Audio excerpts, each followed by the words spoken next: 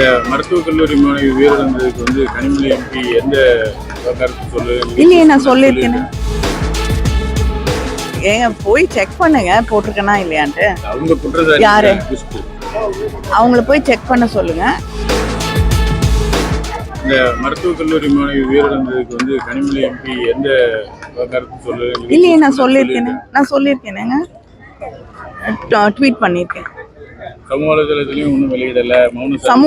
ஏங்க போய் செக் பண்ணுங்க போட்டிருக்கேனா இல்லையான்ட்டு. அவங்க குற்றச்சாட்டு யாரு?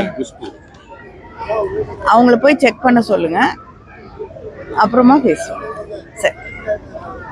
இந்த இலங்கை தமிழக மீனவர்கள் வந்து சர்வகுலத்தில் உள்ளவங்க 22 பேர் அரெஸ்ட் பண்ணியிருக்காங்க. அவங்க நிலவரம் இப்போ எப்படி இருக்கு?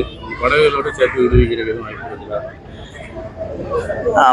அங்கே எக்ஸ்டர்னல் அஃபேர்ஸ் மினிஸ்டர், மீன்வளத்துறை அமைச்சர், சில எம்பிக்கள், அது மட்டும் இல்லாமல் அங்கே பாதிக்கப்பட்டிருக்கக்கூடிய மீனவர்கள், இவங்க அத்தனை பேரும் சந்தித்து இங்கே இருக்கக்கூடிய பிரச்சனைகளை எடுத்து சொல்லி இருக்கிறோம். விரைவில் வந்து அவர்களை, ஏன்னா அங்கே சில சட்ட சிக்கல்களும் இப்பொழுது இருப்பதால் நம்ம வந்து பேசி அவங்கள விடுதலை செய்வது என்பது கொஞ்சம் கடினமாக இருக்கிறது. ஆனால் தொடர்ந்து முதலமைச்சர் அவர்கள் வலியுறுத்தி கொண்டிருக்கிறார்கள். நாங்களும் தொடர்ந்து அங்கு பேசி கொண்டிருக்கிறோம். நிச்சயமாக விரைவிலே விடுவிக்கப்படுவதற்கான வாய்ப்புகள் அதிகமாக இருக்கு.